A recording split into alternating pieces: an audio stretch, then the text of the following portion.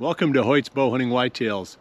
Recently I hung a trail camera next to an apple tree that was loaded with apples just to find out what was eating them. Let's take a look. Hoyt's Bowhunting Whitetails is brought to you by Redneck Blinds, Code of Silence Apparel, Hunt Stand Pro Whitetail App, Whitetail Institute, Research Equals Results, B3 Releases, XO Broadheads, Exact Sights, and Hoyt. So let me talk about this spot really quick and then we'll roll through the pictures. This is one of probably dozens, I would say, of apple trees on the farm right now that have apples. There's hundreds of trees, but for some reason they don't all produce fruit every year. These are wild apple trees, unpruned. And I had an expert chime in and say that, you know, when you're dealing with wild trees that are unpruned, they don't produce every year. A lot of times they'll go every other year for whatever reason. I'm sure it has something to do with, you know, maintaining the balance in their ability to bring up nutrients and even handle the fruit load. It's shocking that some of these trees literally will put on so many apples that the branches will break. So I'm sure they can't do that every year. So anyway, getting back to this one, I hung a trail camera on just a little post that I brought in there, and I was really surprised. There's a couple things I want you to notice here as we're rolling through this, then I'll just let it go. Notice how little attention they pay to this camera. I did wear waders when I went in there, so it's not like I left a bunch of scent, but I didn't do anything to the camera. You know, as far as like spraying it down or anything like that, and it was pretty close to the tree. These deer seem like they couldn't care less, so I don't think they're smelling the cameras. And at least on this farm, they don't seem to pay much attention to, you know, even seeing them and you know, worrying about them. But the other thing to notice, and this is more important, how many of these photos are in daylight. I was really shocked to see that a way higher percentage of the photos were in daylight at this apple tree than at any of the other camera sites that I've got that are just a little bit more out, maybe a little bit more out in the open, possibly, but they're on the edges of food plots and field edges and that sort of thing. Boy, there's photos here at noon, 11 in the morning, 2 in the afternoon, 9 in the morning. I mean, you don't get anything like that on my other cameras that I'm running. Most of them are at night. So that was a real eye-opener. Also, just the sheer number of deer that came and went. This was roughly 3 days worth of run time on this camera, and I went in to check it and the batteries were dead, so I had to replace it. But you know, I've got the same spot running again, so maybe we'll check it again soon. But that's only 3 days worth and tons of daylight photos. So I'll just let the rest of them run through here and you can take a look at them, and then we'll talk about it again once they're all done.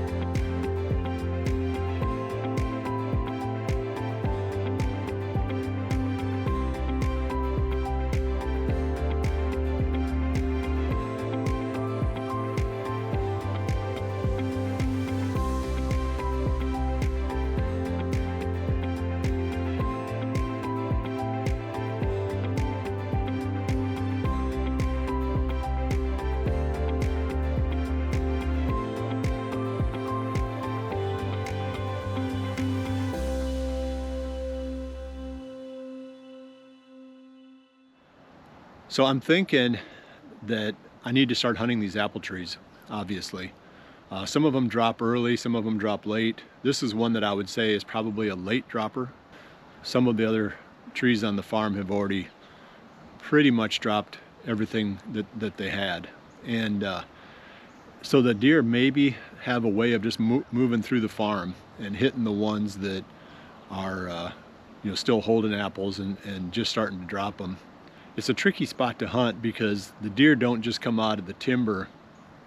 The camera's pointing that direction, but there's heavy trails all around this tree out in the grass.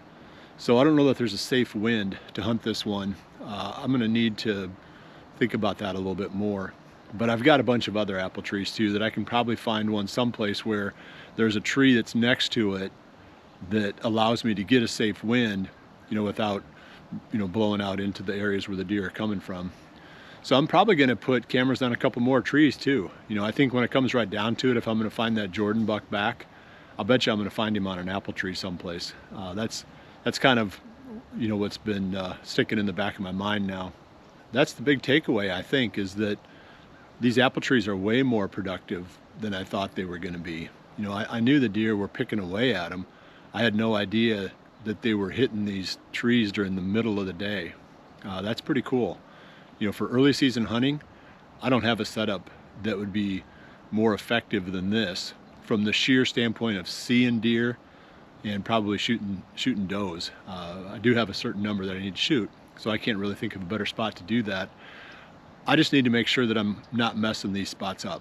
You can't just go half tilt and run in there and hang a stand and hope for the best, because you're probably just going to mess it up. I thought you'd get a kick out of it. Like I said, it was an eye-opener to me, and it's definitely going to start playing more and more into my strategy this season, but for sure the seasons in the future when I have more time to think this through and come up with some really good setups. Well, thanks for joining me today. I'll see you right back here again soon for the next episode of Hoyt's Bowhunting Whitetails, and remember to always dream big.